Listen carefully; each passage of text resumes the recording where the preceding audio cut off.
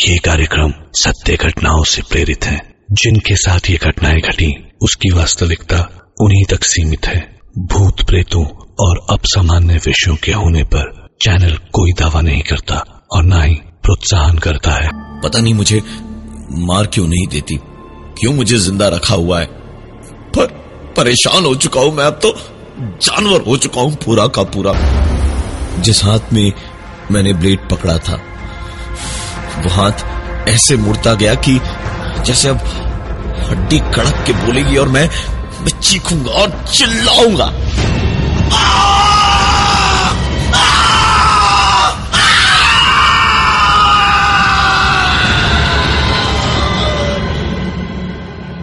वही हुआ। Hairline fracture आया था, प्लास्टर करवाया और घर वापस आकर पलंग पे लेटे लेटे सोच रहा था कि क्या से क्या हो गया। अभी कल की ही बात लगती है जब मैं अपने कमरे में लेटा हुआ था और ऊपर वाले कमरे से आवाजें आ रही थी।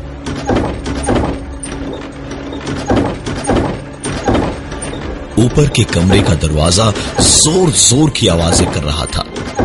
मैं ऊपर के कमरे की ओर गया और शीशम की लकड़ी की सीढ़ियों पे दौड़ते हुए जब मैं भागा तो साफ साफ देख रहा था कि एक रत्ती भर हवा नहीं थी, लेकिन दरवाजा अपने आप आवाज कर रहा था जैसे अंदर कोई जोरदार तूफान चल रहा हो।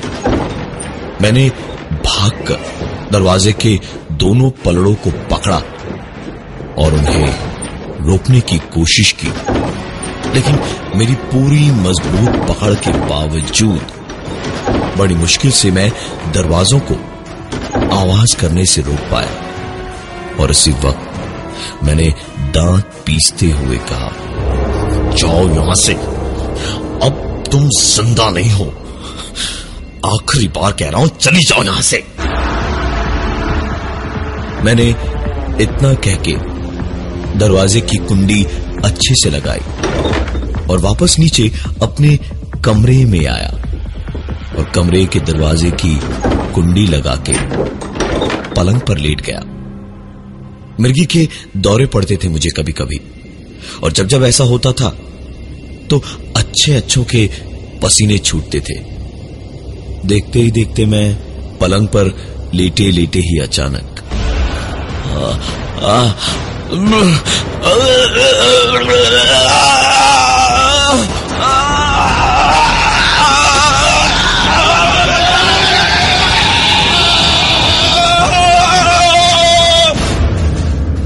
इस बार ये दौरा कुछ ज्यादा ही भयानक था।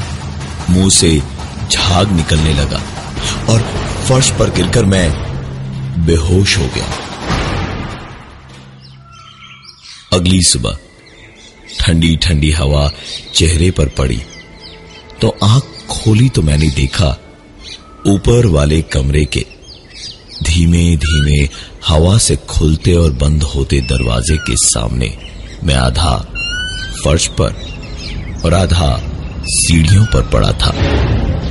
एक झटके से मैं उठा और आंखें मलकर दोबारा देखा कि कहीं गलत तो नहीं देख रहा हूं मैं। तो दोबारा आंखें खोल के खुद को वहीं सीढ़ियों पर पाया।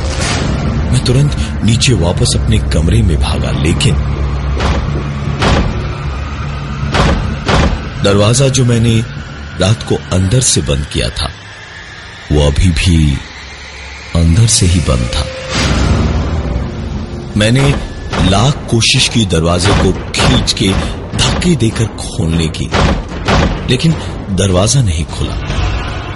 आखिरकार मैंने साफ साफ सुना कि कोई चलता हुआ दरवाजे तक आया और फिर दरवाजे को अंदर से किसी ने खोला और वापस अंदर ही भाग गया। दरवाजे को हल्का सा धक्का दिया तो मैंने दरवाजे के खुलते ही किसी के पैर देखे जो पलंग के नीचे छुपने से ठीक पहले दिखे थे मुझे। मैं अंदर नहीं गया। वहीं दरवाजे के बाहर नीचे झुककर बैठा और पलंग के नीचे झांका तो जो दिखा उससे मेरे हाथ पैर ठंडे पड़ गए। ऐसा लगा जैसे मैं वहीं के वहीं बेहोश हो जाऊंगा। बदन पर काबू नहीं था, अंधेरा सा छाने लगा था, पसीना रुकने का नाम नहीं ले रहा था। मैं 2 ही पलों में हांफने लगा क्योंकि पलंग के नीचे 2 आधी सड़ी गली लाशें पड़ी थी। मैं तुरंत किसी तरह वहां से उठा और बाहर भागा और भागते भागते सीधे पंडित जी के घर गया। उन्हें जबरदस्ती तुरंत घर लेके आया। घर में पूजा पाठ करवाई और तब कहीं जाकर सुकून आया। 1 महीने तक और कुछ भी नहीं हुआ घर में। एक दिन जब मैं अपने खेतों में दोपहर में गया तो देखा जमीन से एक कपड़े का टुकड़ा निकला हुआ था। मैंने पूरी ताकत लगाकर उसे जोर से खींचा तो उसके साथ में कुछ निकला जिसे देखते ही मेरे होश उड़ गए, क्योंकि उस कपड़े से बंधी हुई जो चीज बाहर निकली वो कुछ और नहीं, किसी इंसान की हड्डी थी। मैंने तुरंत उसे मिट्टी में गाड़ दिया और जब पूरे खेत पर नजर दौड़ाई तो पाया कि पूरे खेत में वैसे ही कपड़े जगह जगह से निकले हुए थे। दौड़ा भागा मैं तुरंत वापस घर आया। मुझे इंतजार था तो बस रात का।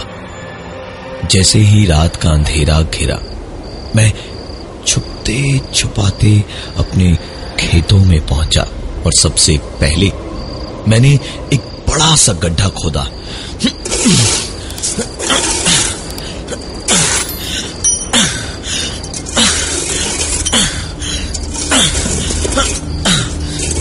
और उसके बाद जहां जहां कपड़े गड़े हुए थे वहां से हड्डियां निकालकर मैंने उस बड़े से गड्ढे में डाल दी।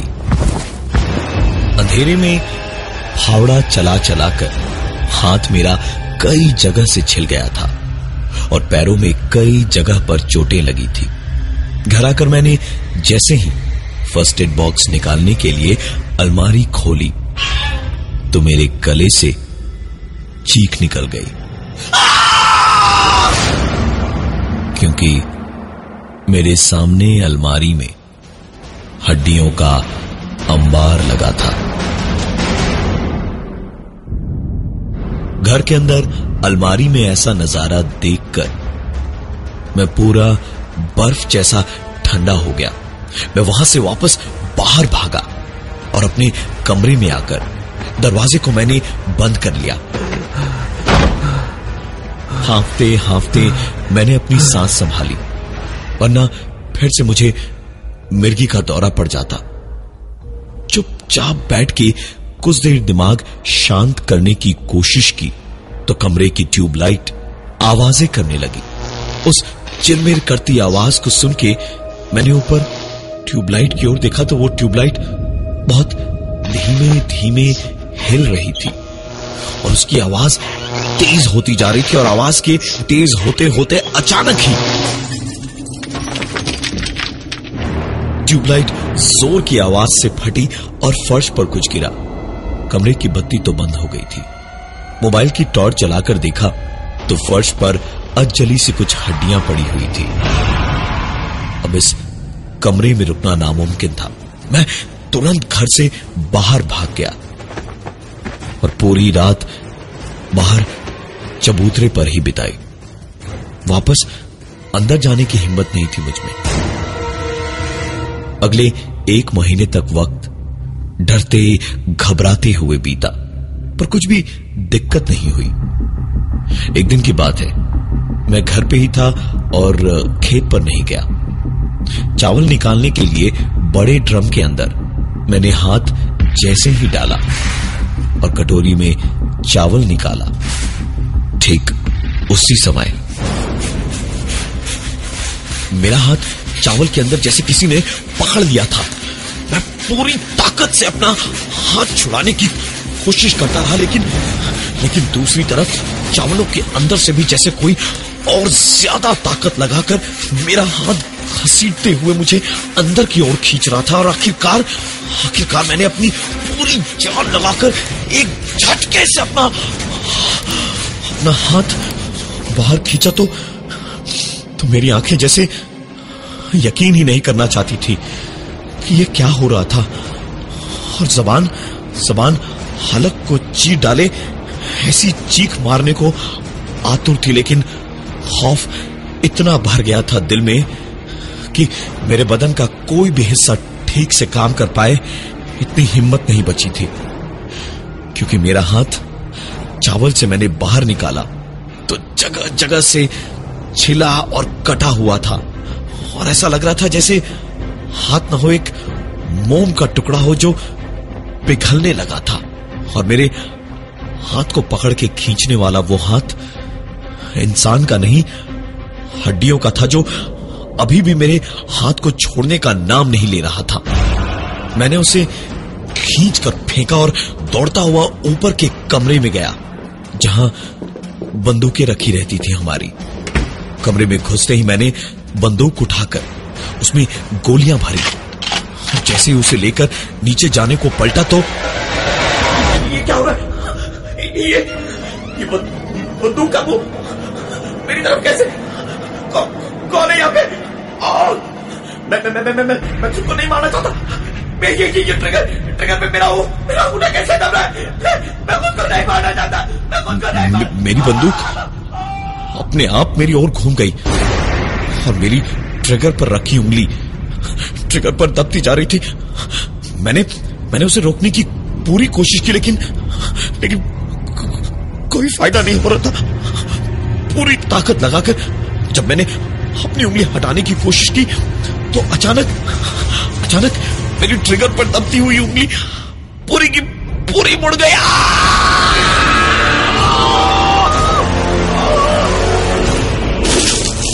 और मेरे अंगूठे की हड्डी पूरी हड्डी टूट गई। पूरी हड्डी टूट गई।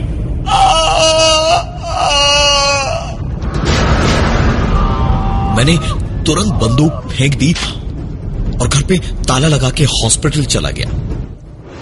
प्लास्टर करवा के लौटने को हुआ तो मन नहीं माना अंदर जाने को। अपने आप से ही घिन सी हो रही थी मुझे। जानता था मैं ये सब क्या हो रहा था और क्यों हो रहा था। ये सब कुछ मेरी रज्जो कर रही थी। मेरी जान थी रज्जो, छोटी बहन मेरी, बाबूजी की आंखों का तारा और घर का नूर। 4 पुश्तों के बाद बेटी हुई थी खानदान में। सबकी जान थी रज्जो। कभी किसी की कोई बात नहीं मानती थी, हमेशा बस अपने मन की करनी थी। गांव में स्कूल की पढ़ाई खत्म की, फिर जिद पकड़ ली कि दिल्ली जाकर पढ़ाई करनी है। बाबूजी ने बोल के भेजा था, गुड़िया पढ़ाई लिखाई जो भी करियो अच्छा करियो, मन से करियो, लेकिन बस जात बिरादरी की इज्जत पे आंच ना आवे, ध्यान रखिया, वरना पंचायत का तो तुझे पता ही है। वो गई पढ़ने लिखने दिल्ली। पढ़ाई खत्म करके आई गांव में तो हमने उसकी शादी की बात चलाई। उसने पहले तो कुछ ना बोला, लेकिन शादी के दिन मंडप में उसको बुलाने जब मैं ऊपर उसके कमरे में गया तो कमरा बंद था। दरवाजा तोड़ा तो देखा अंदर रज्जो नहीं थी। एक चिट्ठी रखी थी कि उसे किसी और से प्यार है और उसी से शादी करेगी। पर छोरी घनी बेवकूफ थी या बाप भाई के प्यार में अंधी थी। बता गई थी चिट्ठी में कि कहां जा रही है। बाबूजी को खबर सुनते ही दिल का दौरा पड़ा। हॉस्पिटल ले जाते हुए रास्ते में ही वो चल बसे। खानदान की बेइज्जती हुई सो अलग, और मेरे लिए सिर्फ एक ही चारा बचा था, पंचायत के कानून को मानना। चाहता तो मैं उसे माफ कर देता, लेकिन इतनी बेइज्जती हुई। बाबूजी चल बसे, कैसे माफ कर देता उसको। मैं 2 पहलवान लेकर गया, घसीट के दोनों के हाथ पैर बांधकर उनको गांव तक लाया। पहले तो लड़के को जी भर के पेड़ से बांधकर मारा और फिर दोनों को चौक के पेड़ पे उल्टा लटका के सर में गोलियां भर दी।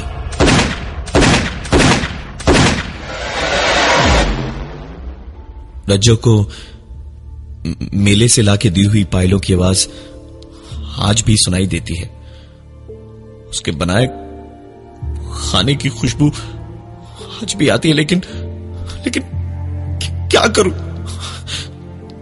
जो होना था सो वो तो हो गया।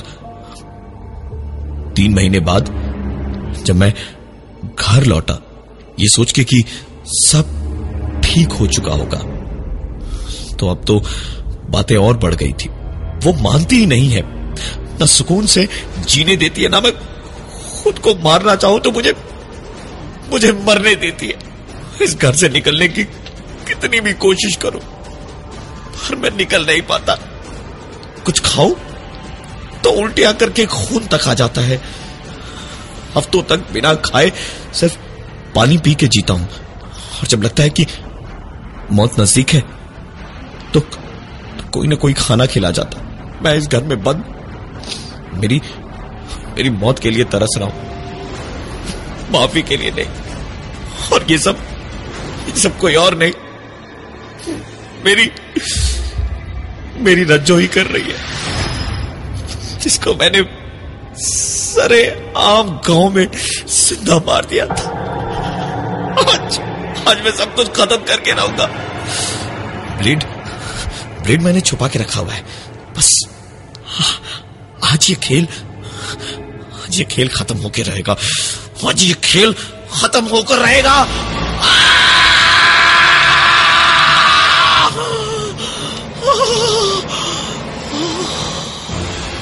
इतना सब कुछ करने के बाद भी मैं खुद को नहीं मान पा रहा। मेरी रज्जो मुझे तड़पा के मारेगी। मैं इस घर में बंद हूं, मुझे बचा लो। भैया मेरे राखी के बंधन को। ये थी आज की एक कहानी ऐसी भी।